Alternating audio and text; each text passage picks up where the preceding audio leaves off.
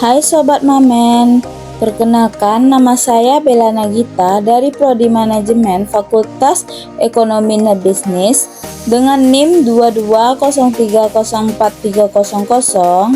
Baiklah, di sini saya akan menjelaskan sedikit tentang Universitas Muhammadiyah Riau. Universitas Muhammadiyah Riau itu biasanya disingkat dengan UMRI, yaitu sebuah perguruan tinggi swasta yang ada di Riau, Indonesia. UMRI merupakan kampus modern yang sangat mengikuti perkembangan dan berbagai disiplin ilmu.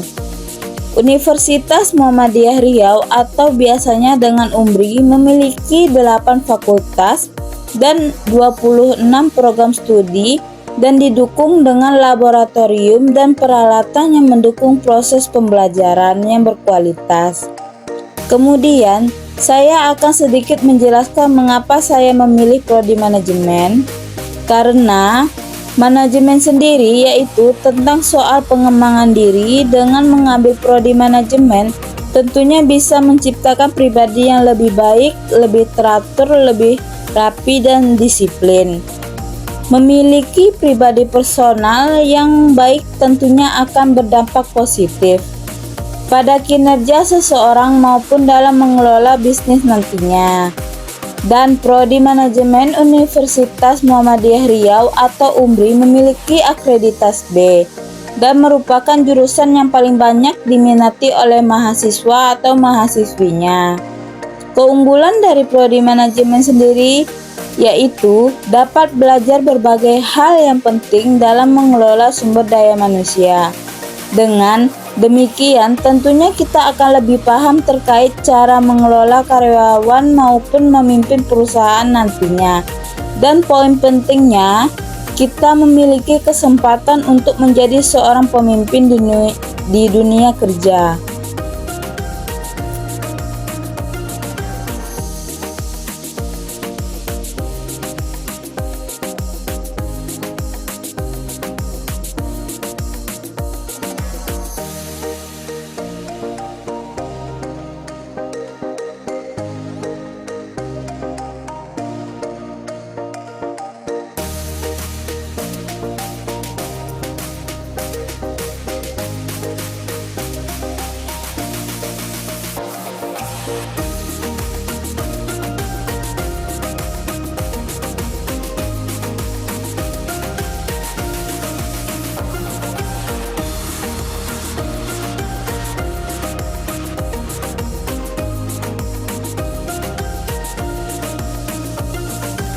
Pengenalan teknologi informasi.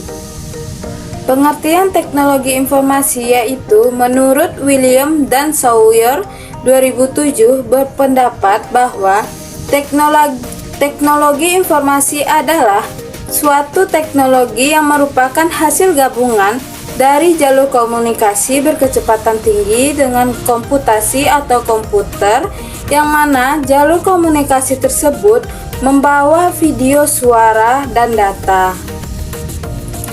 Menurut Mickion 2001 berpendapat bahwa teknologi informasi atau disebut dengan TI memiliki acuan pada teknologi yang memiliki kegunaan untuk dapat menggunakan, menukar. Perlunya teknologi informasi. Banyak sekali manfaat yang bisa didapatkan dari adanya teknologi informasi.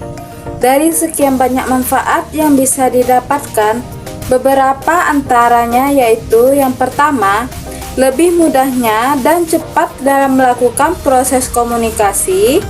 Proses perdagangan dapat dilakukan secara elektronik, mudahnya akses terhadap suatu informasi, pekerjaan bisa dilakukan secara daring, bahkan lingkungan pun menjadi lebih terjaga dikarenakan penggunaan kertas yang lebih sedikit.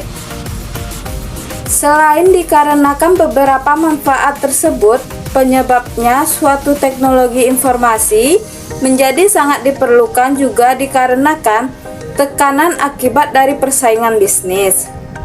Meningkatnya kompleksitas dari tugas manajemen, perlunya waktu tekanan akibat dari persaingan bisnis yaitu yang pertama, Teknologi informasi memiliki peran yang penting dalam keberhasilan persaingan bisnis suatu organisasi ataupun perusahaan. Salah satunya ialah untuk mengatasi tekanan-tekanan dalam persaingan bisnis yang mana pada zaman sekarang persaingan menjadi semakin ketat dikarenakan perkembangan globalisasi. Meningkatnya kompleksitas dari tugas manajemen. Manajemen itu meliputi planning atau perencanaan, organizing atau mengatur, aquating menjalankan, directing mengarahkan. Perlunya waktu tanggap yang lebih cepat. Keuntungan penerapan teknologi informasi dalam kompleksitas tugas manajemen telah dijelaskan bahwa penerapan teknologi informasi dapat mempersingkat waktu dalam berkomunikasi. Dengan waktu komunikasi yang lebih singkat tersebut, maka kebutuhan kita akan lebih cepat, waktu tanggap pun dapat terpenuhi. Pengaruh globalisasi. Menurut situs web Wikipedia, globalisasi adalah sebuah proses integrasi dalam lingkup dunia yang terjadi dikarenakan pertukaran pemikiran, produk, pandangan dunia, dan berbagai macam aspek kebudayaan lainnya.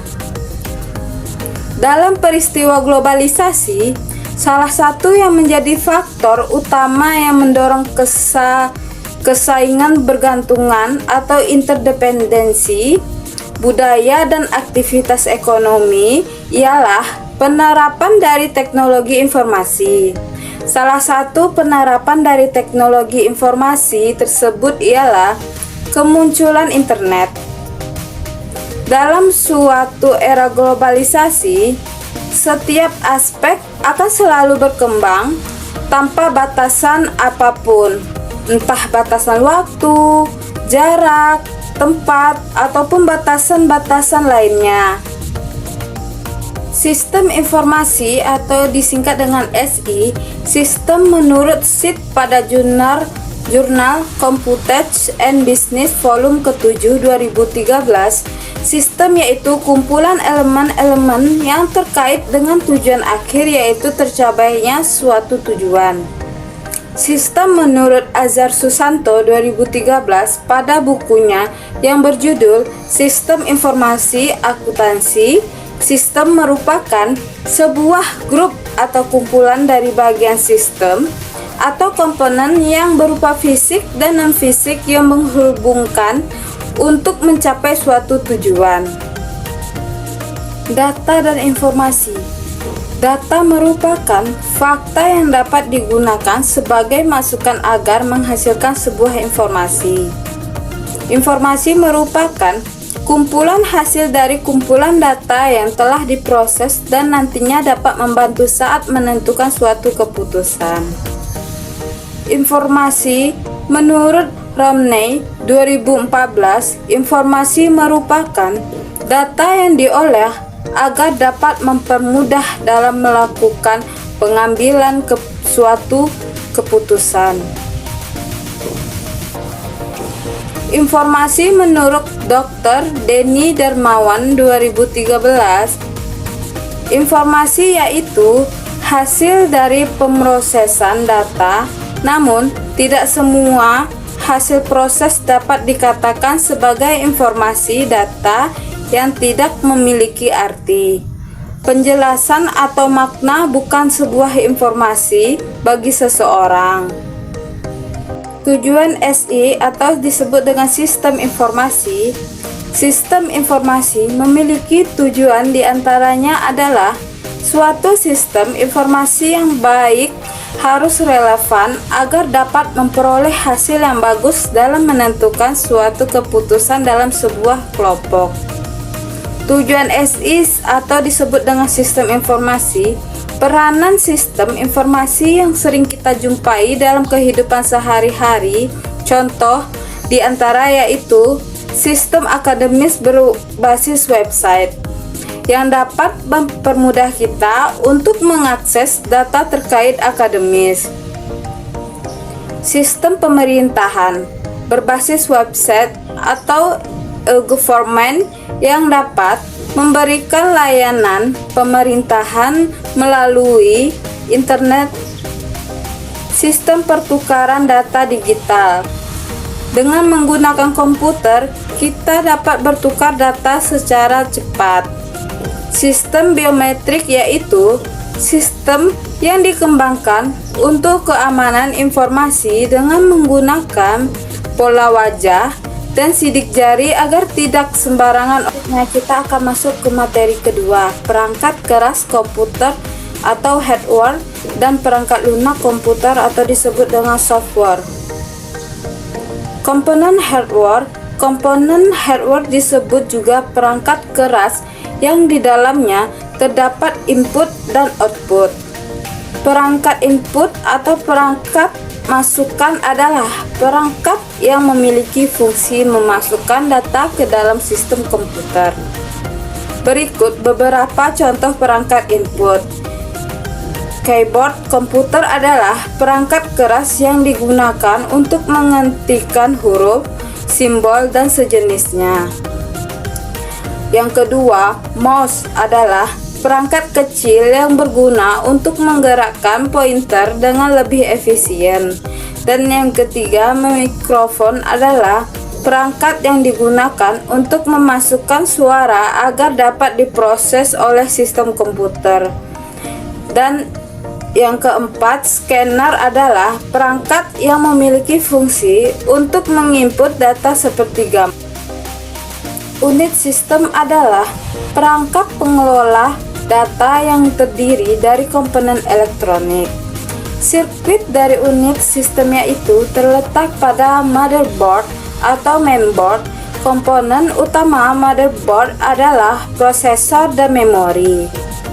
Perangkat komunikasi adalah komponen perangkat yang digunakan untuk bertukar informasi ataupun data baik melalui PC ataupun perangkat mobile. Salah satu contohnya adalah modem yang perangkat lunak komputer. Perangkat lunak adalah peranti atau komponen dari komputer yang berbentuk data, program dan file digital yang bisa dibaca atau dipasang dalam komputer. Software bisa juga disebut sebagai bagian sistem dalam komputer yang tidak memiliki wujud. Dan istilah seperti ini digunakan agar menonjolkan perbedaan antara software atau perangkat lunak dan hardware perangkat keras. Karena dikatakan sebuah software, maka bisa dikatakan bahwa software perangkat lunak itu dijelaskan berbeda dengan hardware perangkat keras. Ada 3 jenis aplikasi perangkat lunak, yaitu yang pertama, perangkat lunak sistem operasi, yang kedua, perangkat lunak driver, yang ketiga, perangkat lunak aplikasi bahasa pemrograman. Selanjutnya, data pengetahuan dan penunjang keputusan. Yang pertama, pengambilan keputusan di level manajemen. Pengambilan keputusan merupakan suatu hasil dari proses mental atau kognitif yang membawa seorang yang terlibat ke dalam pemilihan sebuah rangkaian aksi dari beberapa alternatif pemecahan masalah yang ada. Semua proses pengambilan keputusan tentu menghasilkan satu keputusan final. Tipe-tipe pengambilan keputusan dibagi menjadi 3 tipe, yaitu yang pertama, terstruktur merupakan keputusan yang rutin sehingga dapat membentuk sebuah program penyelesaian. Yang kedua, keputusan ini terjadi dan dilakukan terutama pada manajemen tingkat bawah. Yang kedua, setengah terstruktur merupakan perpaduan antara keputusan terstruktur dan tidak berstruktur. Keputusan ini umumnya bersifat rumit dan membutuhkan analisis serta pengamatan yang terperinci. Dan yang terakhir, tidak terstruktur merupakan keputusan yang tidak dapat diprogram dan tidak selalu dapat terjadi.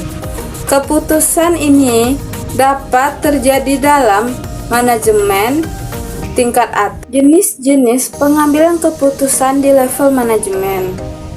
Pada umumnya, suatu organisasi memiliki hierarki manajemen.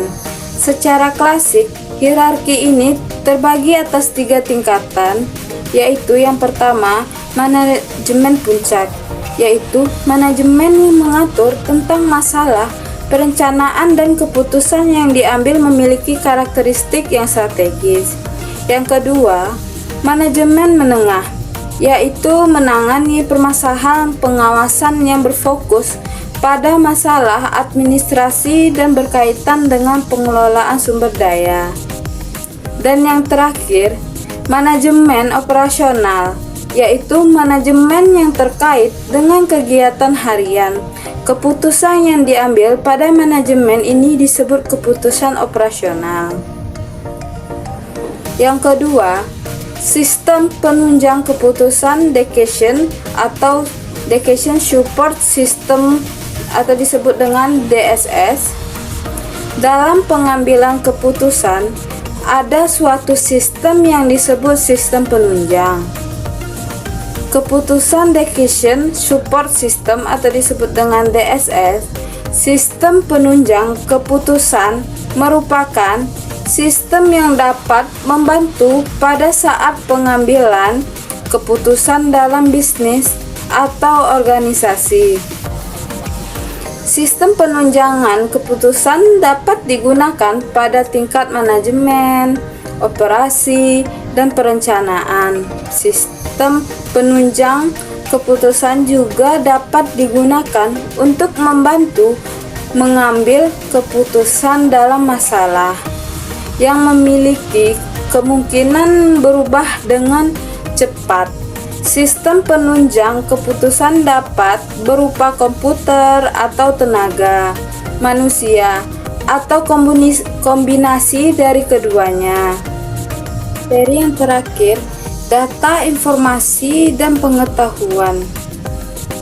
Data dalam komputasi data adalah bentuk informasi dengan bahasa tertentu yang telah diolah secara efisien.